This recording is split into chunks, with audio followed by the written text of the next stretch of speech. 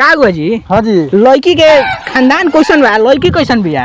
लड़की के खानदान सही भी है, लड़कियों बढ़िया भी है, पार्टी एकदम मलदहवा भी है, खूब छाप कर वो सबके दहेज दी ही।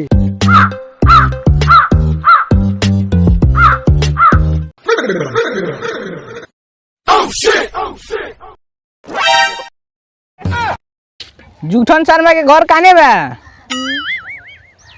जूठन शर्मा जी के हाँ के होई जा? हमनी के मेहमान है जा। अच्छा बेईमान हो जा। अच्छा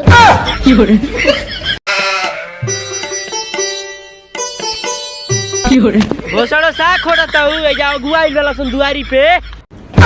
पुत्र के बेटा अगुआ मंगा दे कम मंगावा दे हमार पति ने के चलत। मैं भोसड़ो तार ले बताई के करी गुंगी के समझा के रखी है जहाँ कोई कहीं करी नो तो समझ जी है 180 को तो अगुआ भाग गुल वाला सन जहाँ भगला सन से करे के बैठा के घर मैं गधा के काम कर ले करवावे के। चुप रहो चुप बे ओ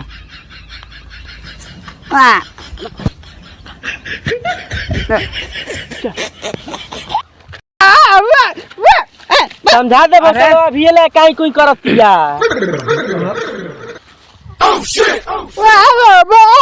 चुप चुप चुपचाप रहो चल चल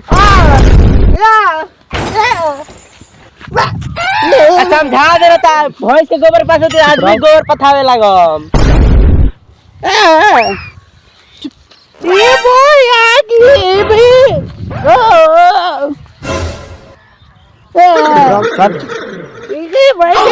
जहाँ बियाह कटल तो दूसरा तो हो गइल बा अब दूसरा दिक्कत होइल ती तो घरे में रही पई हन आदमी का गोबर पाथे लगी हन समझा दे। अरे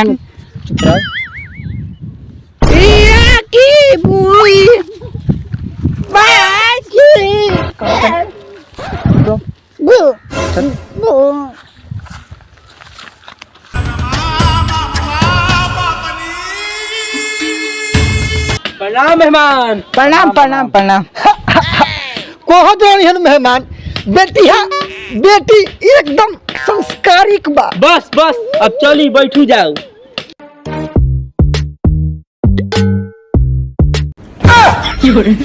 जो 3 गो मेहमान आइल बन जा जो मीठा पानी लेके आओ जल्दी लेके जल्दी।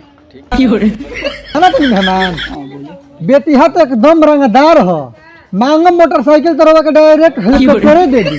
हां रो तो एकदम ठीक कहतन।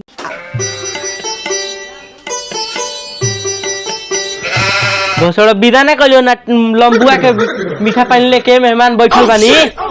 देते रे नी पुत्र का बेटा देते नी पानी पिए के लियावा तनी घर में से ले आओ जल्दी ली मुंह में ढकेल देबे।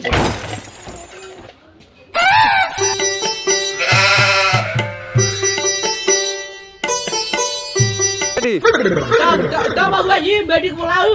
बेटिया बेटी के बुलाओ। लंबू बहन ले आओ।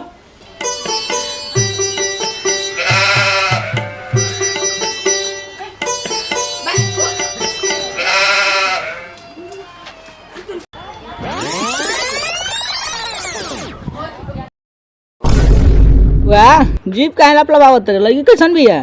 ठीक है भैया। तो अब क्या कर लियो? बात पढ़ावल लेनु आगे पूछी तनी कौन क्लास में पढ़े ले? अच्छा पूछी तू तो एकदम सुनर बाड़ू लेकिन नहीं बताओ कहाँ से पढ़ल बाड़ू? बाबूजी लगे तो बोलत नहीं खे शर्मात होई का जने कस के बोली कस के। अच्छा रुक बोलत नहीं बेटी तू तो एकदम सुनर सनन बाड़ू ई बताओ कहाँ तक के पढ़ल बाड़ू? बा